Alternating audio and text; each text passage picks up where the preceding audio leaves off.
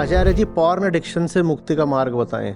तो जो दो लोग टेबल पे बैठे हुए हैं और खाना खा रहे हैं अपना एक थाली में मस्त होकर के, और तुम दूर से देख करके उनको लार बहा रहे हो, ऐसे गंध ले रहे हो, तुम्हें तो उनका गिरा हुआ जूठन भी खाने को नहीं मिल रहा है। इसी बेगानी शादी में अब्दुल्ला दीवाना, वो दोनों ही व्यक्ति तुम्हें नहीं जानते जो स्क्रीन पे आ रहे होंगे तुम्हारी। तुम उनसे मिलने जाओ तो तुमसे मिलेंगे भी नहीं। प्रकृति उबाल मार रही है। 12-14 साल की उम्र से तुम्हारे भीतर वीर्य बनना शुरू हो जाता है। बहुत फालतू दिमाग, फालतू जिंदगी और फालतू समय मांगते हैं। थको ना, अच्छे से थको। पर बहुत दुखद और बहुत धिक्कार वाली हालत तब होती है जब एक जवान आदमी जो जिंदगी में कोई ढंग का काम नहीं कर रहा, वो दिन में 5 बार बैठ के पॉर्न देख रहा है। जाओ, आफतें गले लगाओ, तूफानों से जूझो।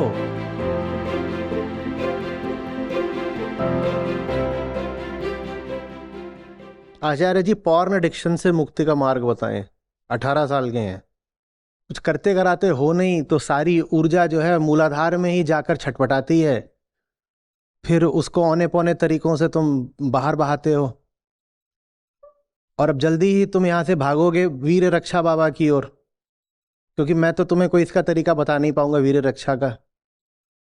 यहां तो फिर एक ही तरीका है कि नाड़ा बांध लो जोर से।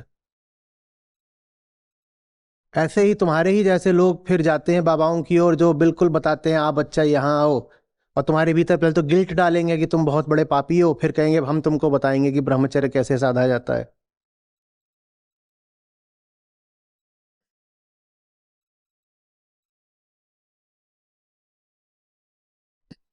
प्रकृति उबाल मार रही है। 12-14 साल की उम्र से तुम्हारे भीतर वीर्य बनना शुरू हो जाता है। लड़कियां भी 12-14 साल की उम्र से टेक्निकली मां बनने लायक हो जाती हैं। और प्रकृति को इससे कोई मतलब नहीं है कि तुम चेतना में अभी बिल्कुल ही छौने हो, शावक बच्चे हो, तुम्हारे कोई बुद्धि नहीं है, कोई समझ नहीं, कोई विवेक नहीं। प्रकृति को इस बात से कोई मतलब ही नहीं है। प्रकृति कहती है ये लड़का 12 साल का हो गया, लड़की 12 साल की हो गई, जल्दी से तुम संतान पैदा करना शुरू करो।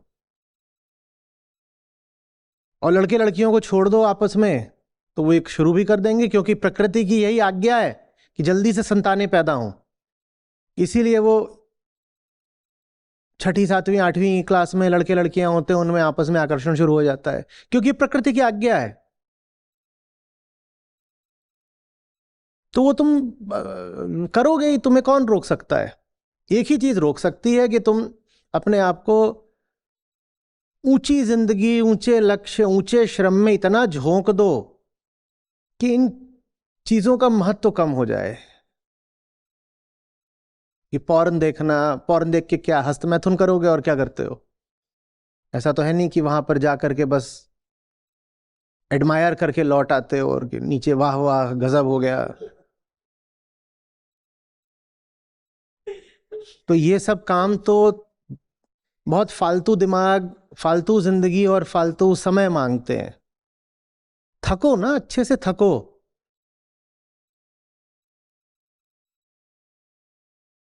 और उतना तुम थक जाओ यदि तुम खुद आश्वस्त हो कि तुम एक सही जीवन जी रहे हो, तो उसके बाद तुम में विपरीत लिंगी के प्रति आकर्षण होता है, तो उसमें कोई गुनाह नहीं कर दिया तुमने, उसकी ग्लानि गिल्ट मत बांधना।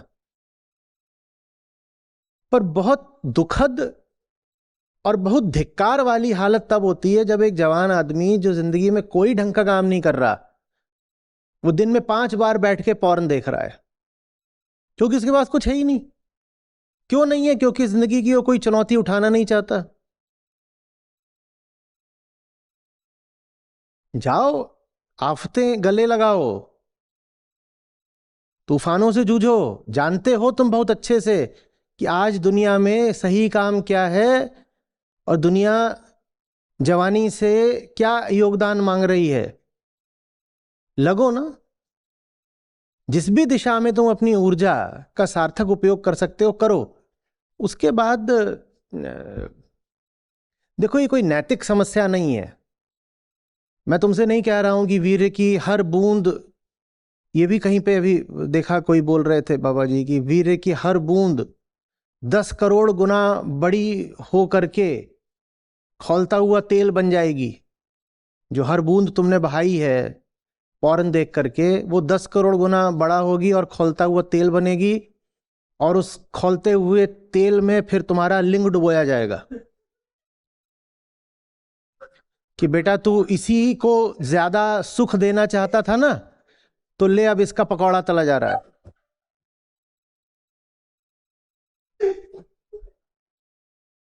मैं ये सब बातें नहीं कर रहा हूं तुमसे। अभी हंस हंस के इतनी जोर से हंस रहे हैं कि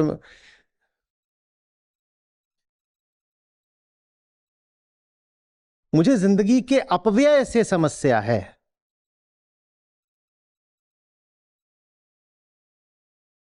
एक आदमी है जो पता नहीं क्या कर सकता है, इन हाथों से वो दुनिया उठा सकता है, और उसकी हथेलियां लगी हुई हैं अपना ही शरीर रगड़ने में, और ये सब करने के बाद वो अपने ही बारे में और ज्यादा पापी अनुभव कर रहा है, और ग्लानि में भर के इधर उधर देख रहा है कि देखो मैंने कितना बुरा काम कर दिया, कितना बुरा काम कर दिया। और फिर चला जाता है बाबा के पास। बाबा बोलते हैं हाँ तू तो पापी निकला। पाप यदि है भी तो पॉर्न देखना नहीं, जिंदगी बर्बाद करना पाप है।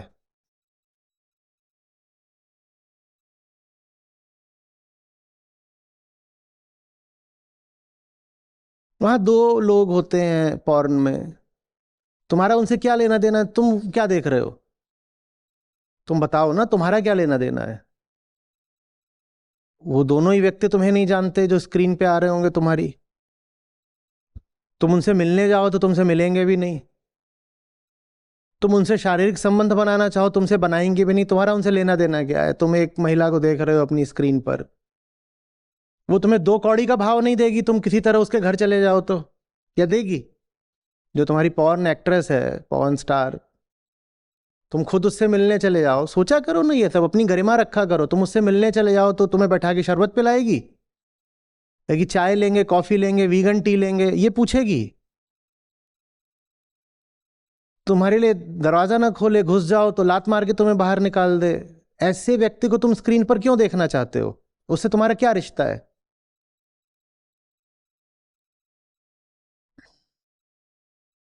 हम्म?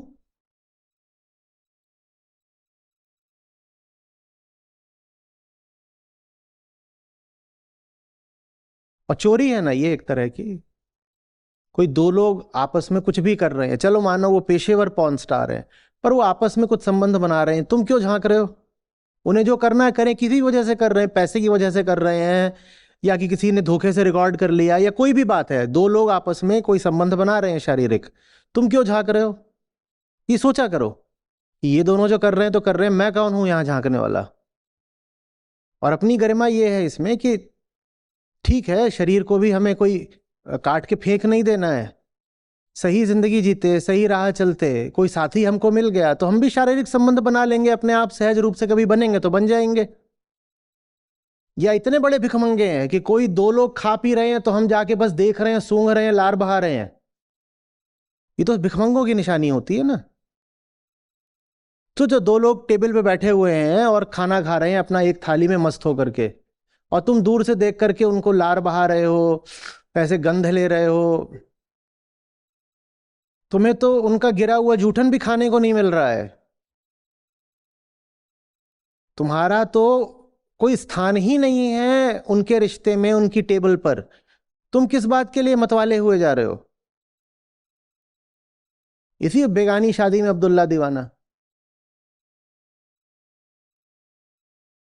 सोचो ना, दो लोग टेबल पर बैठ करके अपनी भूख मिटा रहे हैं, चाहे वो पेट की भूख हो चाहे कोई भूख हो, अपना बैठे अपनी भूख मिटा रहे हैं, और एक आदमी जो दूर खड़ा हुआ है बस उनको ऐसे अरमानों के साथ देख रहा है। क्यों देख रहे हो? जाओ काम करो, अपना काम करो। अपनी गैरत भी तो गिरती है ना, कि नहीं गिरती? कोई खा रहा है तुम उसको घूर रहे हो, ये कोई डिग्निफाइड बात है? अपनी कोई गैरत नहीं है, कोई आत्मसम्मान नहीं है? आप जैसी लाइफ जीने के लिए बोलते हो, मेरे आसपास ऐसे तो कोई जी नहीं रहा है, और आपके बारे में बात करती हूं तो मेरी ना फाइट हो जाती है। ये कितने साल की हैं? 21 साल की हैं। मेरी ना फाइट हो जाती है मोस्ट ऑफ द टाइम, अपनी मम्मी से ही हो जाती है। आप फीमेल के लिए जो बोलते हो उसके बारे में बात करती हूँ और वीडियो देखती हूँ तो उस बात पर कलेश होता है, पर मैं डरती नहीं हूँ। सुनाते हैं तो सुनती हूँ। और अपने से ही गीता सेशन में ज्वाइन किया। मन परेशान है मेरा, प्लीज आप बताओ क्या गलती कर रही हूं मैं। गलती आपके पहले ही सेंटेंस में है कि आप जैसी लाइफ जीने के लिए बोलते हो आचार्य जी, मेरे सराउंडिंग में ऐसा कोई नहीं जी रहा। तुम्हें क्यों लगता है तुम्हारे सराउंडिंग में बस वही है जो तुम्हें आंख से दिखाई दे रहे हैं अंशिका? तुम्हें क्यों लग रहा है कि जो तुम्हें आंख से दिखाई देता है वही सच है? सच आंख से दिखाई देता है क्या? तुमने भूल ये करी है कि तुम ऐसे आंख से अपने चारों ओर देखती हो, तुम्हें कोई दिखाई नहीं देता ढंग का आदमी, तो तुम बोलती हो मेरे सराउंडिंग में तो सब ऐसे ही है। आचार्य जी ने जैसे लोगों से परिचय कराया वो तो मेरे सराउंडिंग में है ही नहीं। सराउंडिंग में न तो कृष्ण दिखाई देते, न कबीर दिखाई देते, न नागार्जुन दिखाई देते, न लाओत्जू दिखाई देते, न बुल्ले शाह दिखाई देते। सराउंडिंग में तो कोई दिखाई ही नहीं दे रहे मुझे ये सब। तुम्हारी सराउंडिंग की डेफिनेशन गलत है।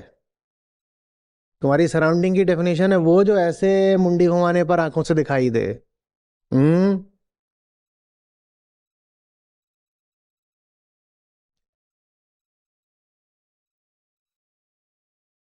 तुम्हें चारों तरफ से सच्चाई ने घेर रखा है,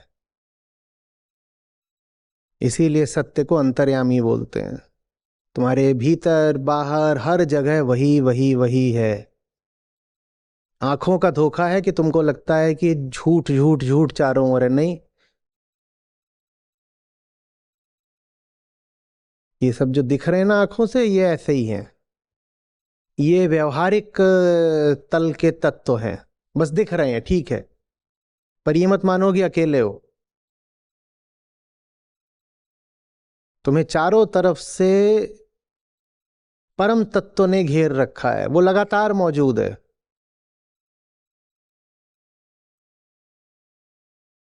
कैसे समझाएं तुम्हारे? अच्छा, वो है ना, तू न जाने आस पास है खुदा।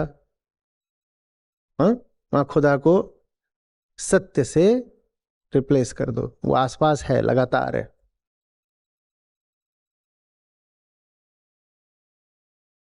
और वो भीतर है, बाहर है, ऊपर है, नीचे है। तुम अकेला कैसे अनुभव कर सकते हो? वो तो है।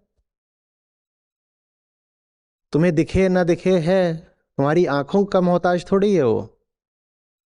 और ऐसी आंखों से खोजोगे तो फंस जाओगे, क्योंकि दुनिया में ज्यादातर लोग तो गड़बड़ ही होते हैं। तो तुम्हें आसपास वो गड़बड़ लोग ही दिखेंगे, फिर तुमको लगेगा कि अरे हम तो बहुत अकेले हो गए।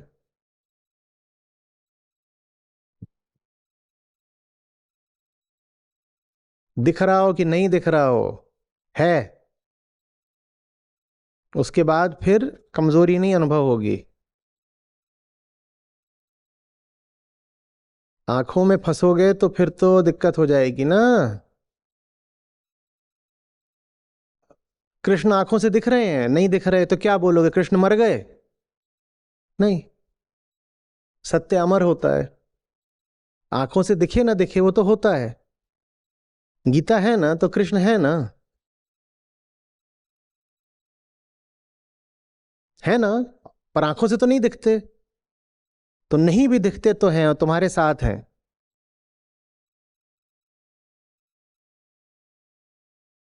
आ रही बात समझ में? आंखों से ही देखने के अगर मोहताज रहोगे तो अभी आधे घंटे में ये सत्र खत्म हो जाएगा, तो क्या कहोगे? आचार्य जी चले गए? क्योंकि अब स्क्रीन पर तो नहीं दिख रहे, आंखों से तो नहीं दिख रहे। स्क्रीन पर ना भी दिखूं तो भी हूं। और बोला करता हूं ना, सत्र हो चाहे ना हो, 10 बजे कम से कम ऐसे हो जाया करो जैसे सत्र शुरू हो गया है। आज भी, आज से 10 साल बाद भी, घर में रहो बाहर रहो, मैं रहूं मैं ना रहूं, 10 बजे सत्र शुरू हो जाए। और यदि प्रतिदिन तुम ये कर सको कि 10 बजे सत्र शुरू हो गया है, तो फिर वो सत्र कभी रुकेगा भी नहीं। 10 बजे, 9 बजे, 8 बजे वो चलता ही रहेगा। इस पर ना रहा करो कि दिखेगा तो ही मानेंगे, ऐसे तो फिर जितनी भी सूक्ष्म चीजें होती हैं जिंदगी की, उनको कभी मान नहीं पाओगे। वो दिखती नहीं आंख से। प्रेम दिखता है आंख से, दिखाओ। बोध दिखता है आंख से, दिखाओ। हाँ, जितने मूर्ख हैं ये सब दिखते हैं आंख से। गधे दिखते हैं आंख से, चारों तरफ वही वही है। तो फिर तो उनको ही सत्य मान लोगे। आंखों देखे को सच नहीं मान लेते।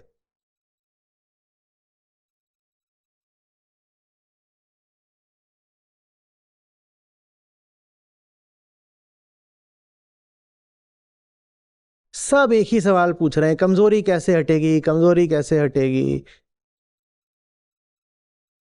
सुनील कुमार है।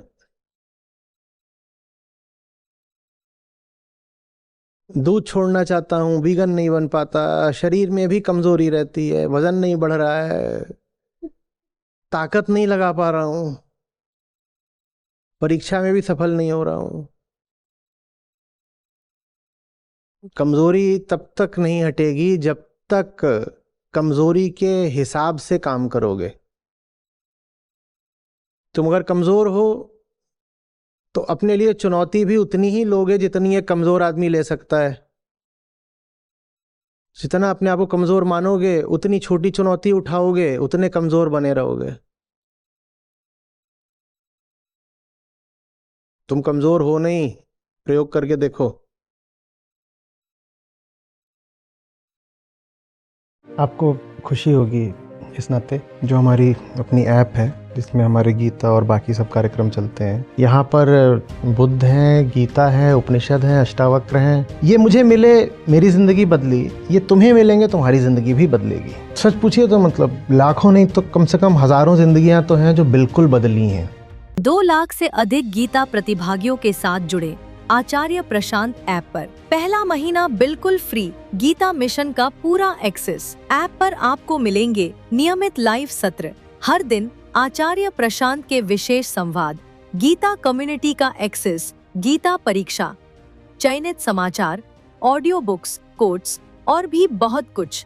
गूगल प्ले स्टोर या एप्पल ऐप स्टोर पर आचार्य प्रशांत सर्च करें और अभी डाउनलोड करें।